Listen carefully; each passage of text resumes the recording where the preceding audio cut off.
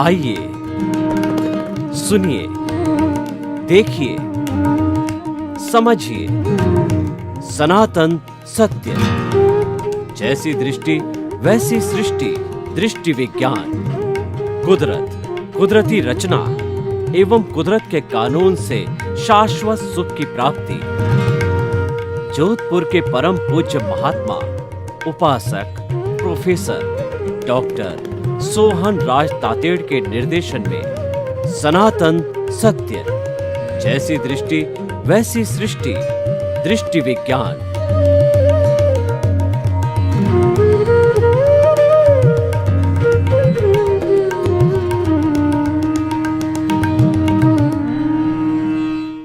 स्वामी जी, आप अध्यात्म विज्ञान की बात करते हैं, कुदरती रचना और कुदरत के कानून की बात करते हैं, लेकिन समाज किधर जा रहा है? समाज का खा खा खींचूं और न्यूज़पेपर को पास बैठूं लेकर के, या टीवी मीडिया, प्रिंट मीडिया, किसी को भी, और सामान्य घरों की बातचीत की बात करें, मित्र यार दोस्तों की बात करें, तो क्या हो रहा है?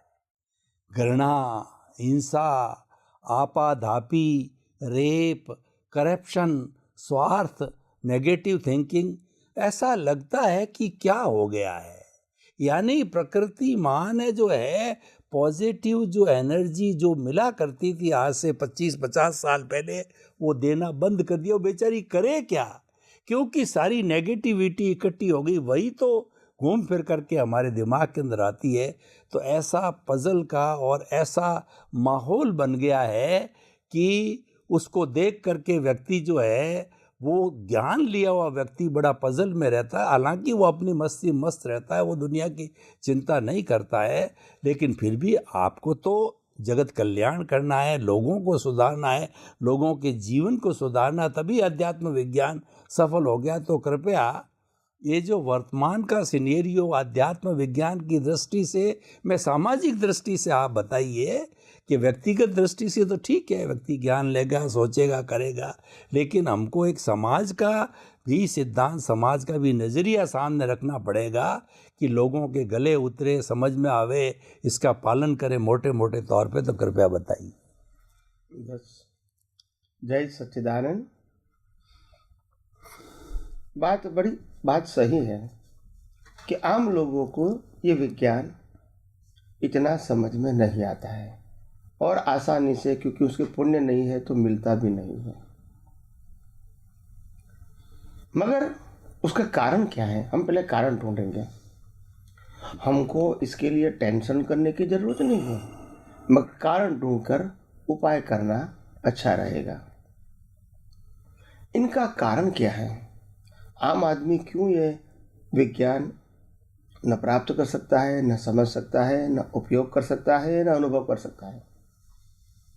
कलयुग का मतलब ही है नेचर को छोड़ना। कलयुग का मतलब ही है नेचर की वैल्यू कम करना। कलयुग का मतलब ही है भौतिक चीज़ों की वैल्यू करना। कलयुग का मतलब ही है प्रकृति और साधन, संपत्ति, संबंध और सत्ता की वैल्यू करना। कलयुग का मतलब ही है इंस्ट्रूमेंट की वैल्यू करना, जीवित व्यक्ति की नहीं। ये कलयुग के लक्षण हैं, और इसीलिए ये कलयुग के अंदर आसानी से लोग ऐसी बातें न समझ सकते हैं, न सुन सकते हैं, न प्राप्त कर सकते हैं। क्योंकि मैंने कहा कि कुदरत से छूट गए। आज हमारे समाज में आप इर्द गिर्द देखोगे, सुबह से शाम तक उनको सूर्य नारायण को देखने का समय नहीं है, चंद्र को देखने का समय नहीं है, आकाश को देखने का समय नहीं है। दिख जाता है वो अलग बात है, और देखना अलग बात है। दिख जाने का मतलब होता है बट नेचुरल, विदाउट इंटरेस्ट। देखने का मतलब होता है with intention and with interest. नदी जिसके आधार से हमारा जीवन है, पहले वैल्यू करते थे, आज बहुत कम हो गई। हवा, जिस हवा से हमारा जीवन चलता है, इसको पॉल्यूटेड करना हमारे लिए अच्छा नहीं है, मगर हम वैल्यू नहीं करते, पानी की वैल्यू नहीं करते, हम कूड़ा कचरा डालते रहते हैं। वनस्पति, उसमें भी भेड़-सेड़ करते हैं, दवाइयां छाड़ते हैं। ऐसे करते करते करते इंसान इतना गिर गया, नेचुरलिटी भूल गया। एक समंदर के पास बैठकर जो आनंद लेना, एक नदी के पास बैठकर आनंद लेना, एक चंद्रमा को और स्टार को देख के आनंद लेना, जंगलों में जाके आनंद लेना, पहाड़ों के ऊपर जाके आनंद लेना, नेचुरल। कोई बुद्धि की जरूरत नहीं है, कोई मन की जरूरत नहीं है, कोई धर्म संप्रदाय की जरूरत नहीं है, कोई गुरु भगवान की जरूरत नहीं है। कुदरत के पास सब कुछ है, क्योंकि कुदरत खुद सहज है और उनके साथ का जो अटैचमेंट है वो भी आपको सहज बनाता है। मगर आम इंसान को मालूम नहीं है कि साहजिकता वो पावर है। आम इंसान को ऐसा लगता है स्पेशलिटी वो पावर है। या तो मेरे पास बहुत पैसा होना चाहिए, या तो मेरे पास बहुत डिग्री बड़ी होनी चाहिए, या तो मेरी पोस्ट बड़ी होनी चाहिए, या तो मेरा पॉलिटिकल पावर बहुत बड़ा होना चाहिए, या तो मेरा रूप बड़ा होना चाहिए, या तो मेरे पास संपत्ति, साधन, गोल्ड, सिल्वर, डायमंड ज़्यादा होना चाहिए, बहुत होना चाहिए, या तो मेरे पास इंस्ट्रूमेंट बहुत होने चाहिए। तो मेरी पहचान ये है। अगर ऐसी चीज़ों के साथ आप जुड़ जाओगे तो वो तो जड़ है, वो सहज नहीं है। और हमारी दृष्टि भी और सोच भी जड़ बन जाती है। इसमें फ्लेक्सिबिलिटी कम रहती है। और आज धीरे धीरे खास करके युवान युवतियां जो 25-30 साल के अंदर है, 35 साल के अंदर है, वो ज़्यादातर फ्लेक्सिबल कम होती जाती है। क्यों? क्योंकि ज़्यादातर समय मोबाइल के ऊपर, कंप्यूटर के ऊपर, लैपटॉप के ऊपर, टीवी के ऊपर, व्हीकल्स के ऊपर और जड़ मशीनों का ऑपरेशन में ही चला जाता है। तो उनकी दृष्टि भी जड़ जैसे बन जाती है और जड़ के अंदर फ्लेक्सिबिलिटी नहीं होती है। नेचर क्या है? नेचर हमेशा फ्लेक्सिबल है। आप नदी को देखेंगे तो नदी ये कहेंगी, हमको मैसेज देगी कि मैं पहाड़ों में से निकलती, कूदती, उछलती आती हूँ, धरती पे मैं ड्राइव करती हूँ और मेरा जो पानी है वो बहुत सारे वनस्पतियों से, ऑक्सीजन से मिला हुआ है। जिसको पीना है वो पी सकते हैं। मैं उसका मालिक भी नहीं बनूंगा। मैं ऐसा नहीं कहूँगा कि मैं उसका मालिक हूँ। जिसको पीना है वो पी सकते हैं और नहीं पीना है तो मैं तो समंदर में विलीन हो जाऊंगी। यही मेरा साहजिक स्वभाव है। पानी ये नहीं कहेंगी कि मेरा वैल्यू कितना है, मेरे बिना आप नहीं जी सकते। ऐसा अहंकार वो नहीं करेंगे। हालांकि पानी की वैल्यू हमारे जीवन में बहुत है, मगर वो पानी अहंकार नहीं करेंगे। हवा, जिसको हम प्राणवायु बोलते हैं, क्या बिना प्राणवायु हमारा जीवन शक्य है? नहीं है। मगर कभी बोलेंगे हवा कि मेरे बिना आपका जीवन अस्तित्व नहीं हो सकता है, इसीलिए मेरी ही वैल्यू है।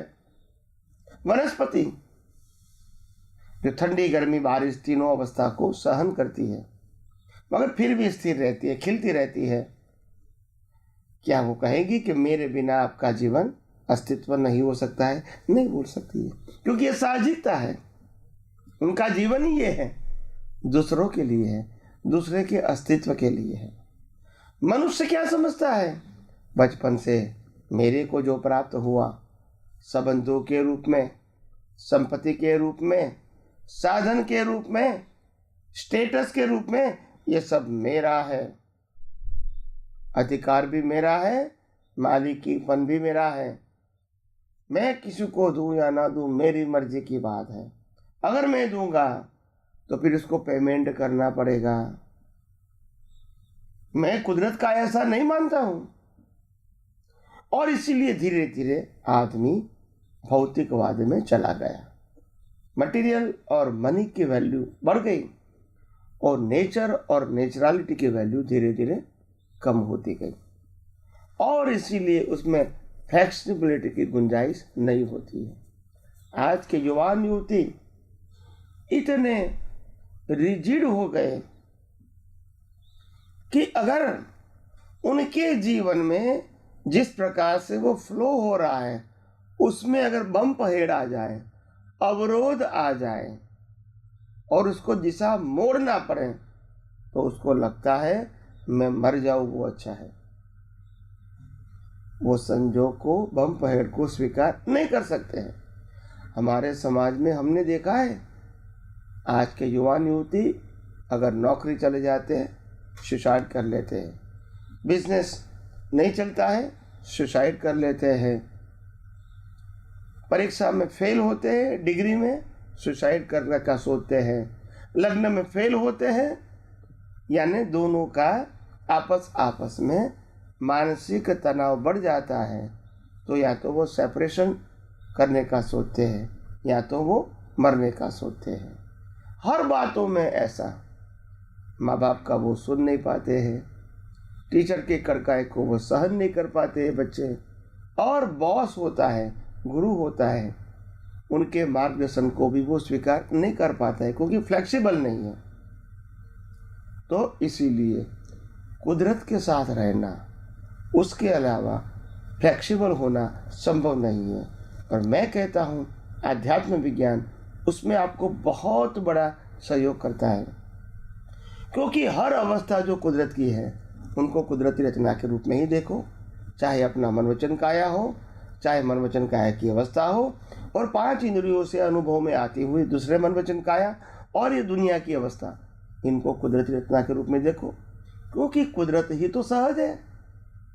ये प्रकृति कहोगे या ये प्रकृति कहोगे, सूर्य चंद्र तारा ग्रह नक्षत्र बढ़ती ओट समंदर नदी पहाड़ जंगल वो भी तो प्रकृति है और ये मन वचन काया भी क्या है, प्रकृति है।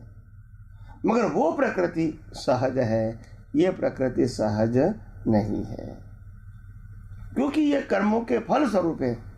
और बाकी की जो प्रकृति है, दिन रात, ठंडी गर्मी बारिश, भरती ओट, नदी को बहना और समंदर में मिल जाना, जंगले बनना, पहाड़े बनना, ये कॉज इफेक्ट के अधीन नहीं है, ये कुदरती कानून के अधीन है और सहज हो।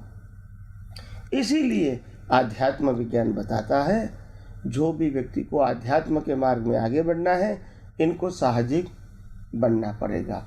और साहजिक बनने का मतलब होता है जितना कुदरत के साथ रहेगा और जितनी बार अवस्थाओं को कुदरती रचना के रूप में देखेगा, कुदरती कानून के रूप में देखेगा, कुदरत के 6 तत्वों के रूप में देखेगा, अपने आप वो सहज हो जाएंगे।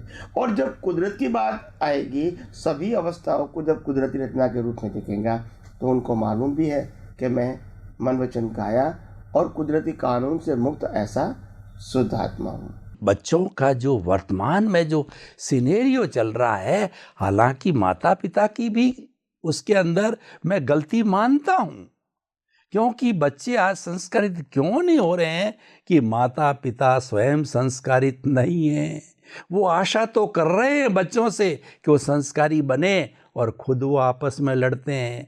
खुद जो है सारा समय जो मोबाइल पे लगाते हैं, बच्चों को प्रेम प्यार उस पर ध्यान नहीं देते, संभालते नहीं। लेकिन फिर भी चलिए उसको हम थोड़ा अलग रखते हैं। तो आप अध्यात्म विज्ञान की दृष्टि से जो नई पौध है जिसके अंदर बाल्यावस्था है, किशोर अवस्था है, तो उस अवस्था को कैसे सुदृढ़ बनाया जा सकता है, बहुत सरल तरीके से उनको भी अध्यात्म विज्ञान बताइए। आध्यात्म विज्ञान पूरी सृष्टि को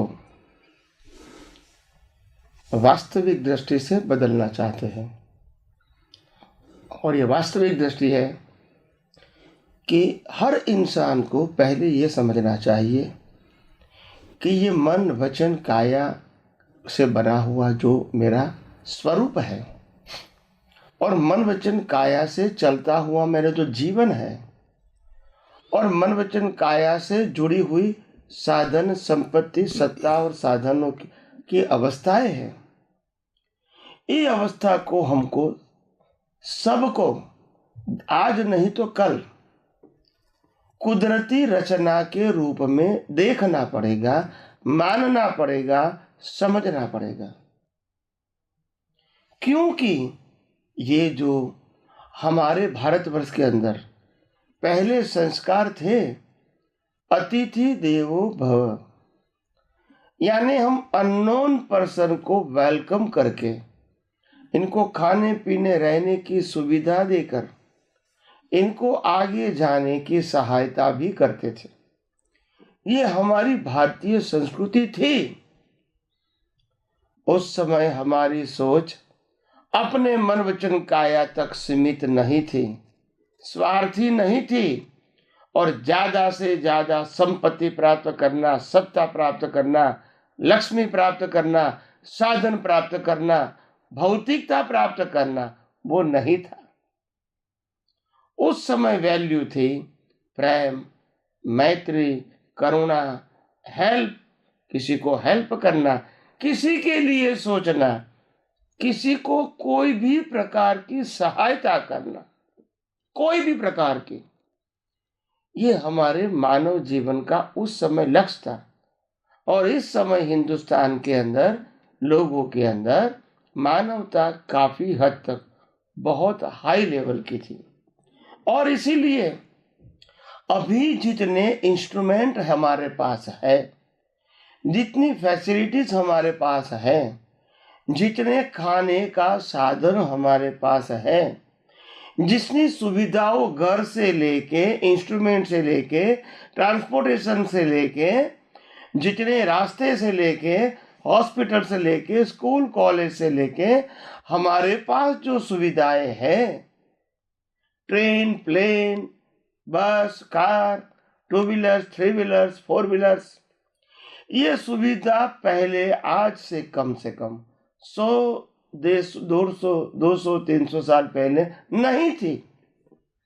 मगर आज से भी ज्यादा उस समय लोग सुखी थे, physically and mentally plus economically. क्योंकि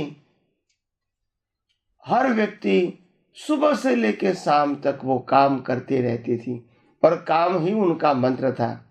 अपने आप स्वास्थ्य अच्छा हो जाता था और काम में मन लगाने से अपना मन इधर उधर घूमता नहीं था और इसलिए उसका मनोबल भी मजबूत था। दूसरी बात, जीवन जीने की जो आवश्यकता थी वो इतनी कम थी ताकि वो कम साधन में भी दूसरे को हेल्प करने के लिए सोचते थे, अपने स्वार्थ के लिए नहीं सोचते थे। और इसीलिए उस समय के इंसान हर समय सुखी, आनंद, फिजिकली कहो, मेंटली कहो, इकोनॉमिकली कहो, वो फील करता था।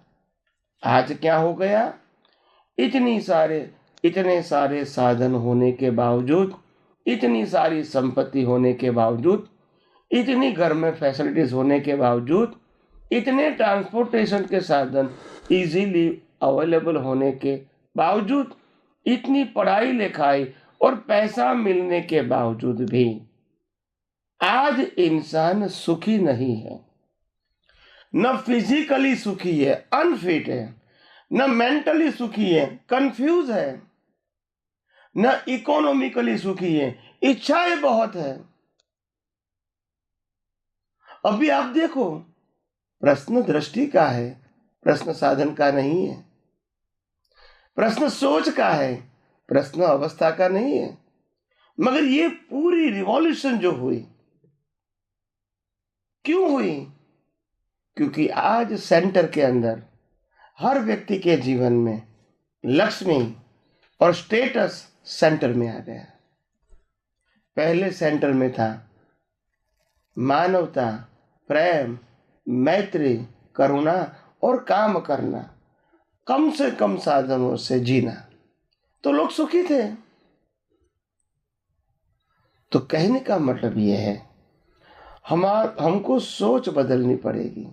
संजोग तो वही के वही रहेंगे, साधन भी वही के वही रहेंगे, संपत्ति भी वही की वही रहेंगी, एजुकेशन भी वही का वही रहेगा।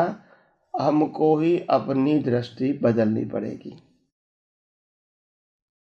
कैसे बदली जाएगी?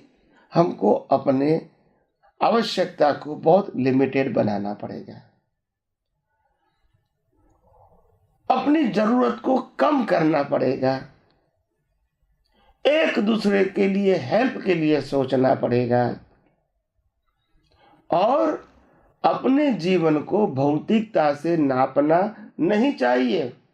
हमारा कैरेक्टर क्या है, हमारी क्वालिटीज क्या है, हम कैसे स्वस्थ जीवन जी सकते हैं, पर काम करके, हेल्प करके, यही हमारी सोच हमको बदलनी पड़ेगी। आज क्या करते हैं? हम फिजिकल काम नहीं करते, बौद्धिक काम ज्यादा करते हैं, जिससे साधनों का यूज कर सकते हैं और पढ़ाई करके पैसा भी प्राप्त कर सकते हैं। मगर जिंदे व्यक्तियों के साथ एडजस्ट होने की कला धीरे धीरे लुप्त हो गई। आज घर के अंदर 2 व्यक्ति है, उसमें भी क्लेश, फिर 2 बच्चे आते हैं, इससे और क्लेश बढ़ जाता है। इससे छुटकारा तो मैं पा नहीं सकता हूं, बाद में मेहमान आ जाते हैं तो हमारा जीवन डिस्टर्ब हो जाता है, और इस समय मैं इन अवस्थाओं को संभाल नहीं पाता हूं।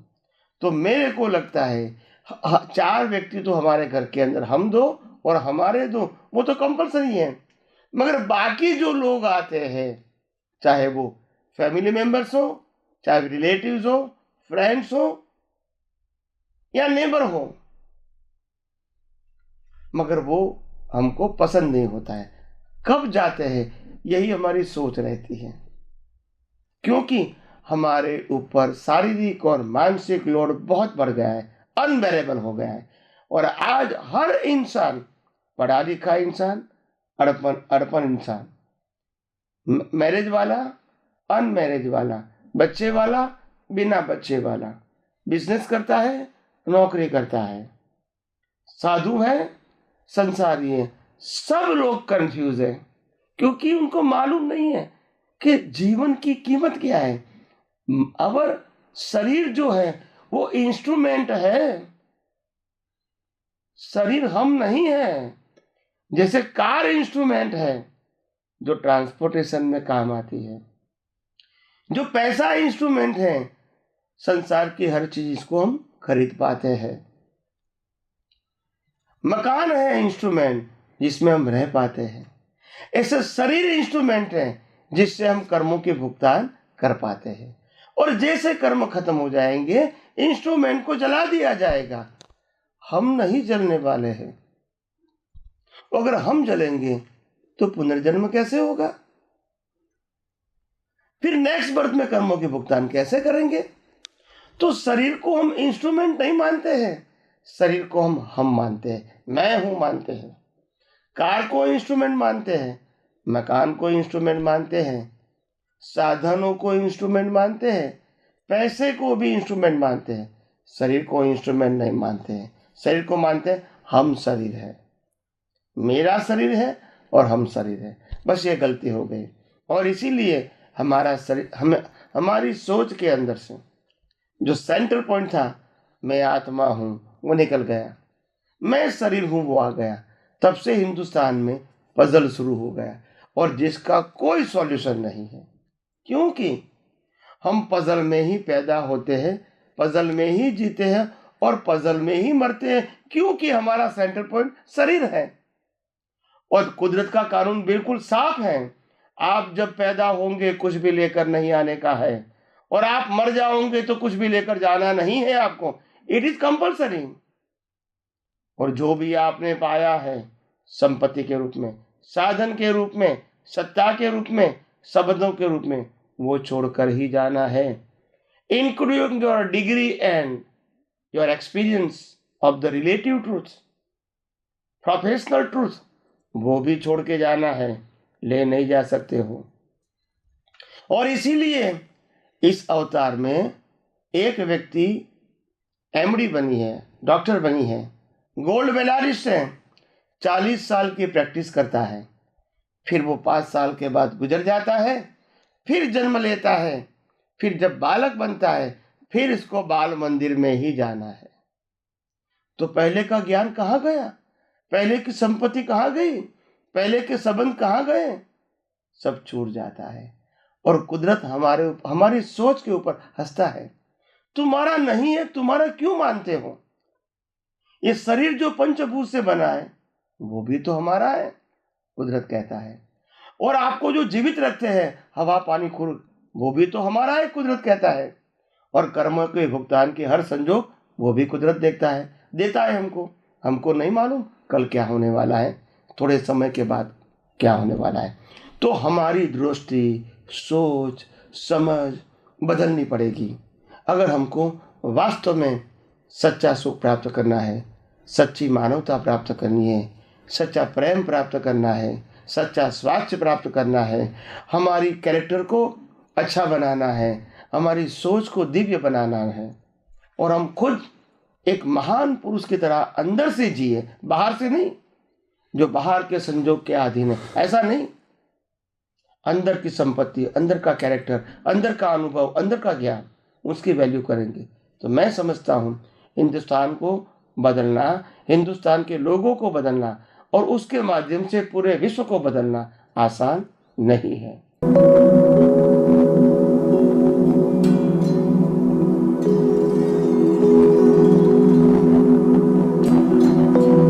एक ऐसा अंतर्राष्ट्रीय ख्याति प्राप्त मानव जो गुरु प्रेरणा से पिछले 20 वर्षों से वानप्रस्थ जीवन जीते हुए 24 घंटे मानवता की सेवा में संलग्न है। एक ऐसा मानव जो अभी राष्ट्रीय, अंतर्राष्ट्रीय टीवी चैनलों पर 7,500 एपिसोड के माध्यम से सनातन सत्य, आत्मविज्ञान एवं पुनरुत्थान, व्यवहार एवं निश्चय जगत के जीवनोपयोगी विषयों पर हृदय स्पर्शी प्रवचन कर चुका है। उस मानव का नाम है महात्मा उपासक प्रोफेसर डॉक्टर सोहन राज तातेड़। प्रोफेसर तातेड़ द्वारा योग, दर्शन, शिक्षा विषयों पर रचित पीएचडी स्तर के 250 शोध ग्रंथ भारत के 100 प्रतिष्ठित विश्वविद्यालयों में शोधार्थी पढ़ रहे हैं तथा वे सभी शोध ग्रंथ वहां की सेंट्रल लाइब्रेरियों में उपलब्ध हैं। महात्मा सोहन राज ने अभी तक हजारों स्कूलों, कॉलेजों, विश्वविद्यालयों एवं संस्थाओं में सेमिनार, वर्कशॉप, कैंप लगाकर लाखों विद्यार्थियों को योग, दर्शन, शिक्षा का प्रशिक्षण देकर उन्हें सुसंस्कारित किया। डॉक्टर तातेड़ ने भारतीय संस्कृति उत्थान के 4000 से अधिक समसामयिक विषयों पर आर्टिकल लिखकर ऑनलाइन जर्नल, पत्रिकाओं, वेबसाइट्स पर प्रकाशित किया, जिसका उपयोग लाखों पाठक कर रहे हैं। उपासक तातेड़ के 5000 से अधिक आज का सुविचार, आज का शुभ संदेश, आज का मंगल भावना योग आदि चिंतन websites, Twitter, blogger, Facebook, YouTube माध्यमों से लाखों लोग अपना जीवन निर्माण कर रहे हैं। मानवता के मसीहा ऐसे महामानव महात्मा सोहन राज तातेड़ के प्रोफाइल को अभी तक विश्व के 20 लाख दर्शक यूट्यूब पर, 12 लाख गूगल पर एवं लाखों दर्शक फेसबुक, ब्लॉगर, ट्विटर और इंस्टाग्राम पर देख चुके हैं।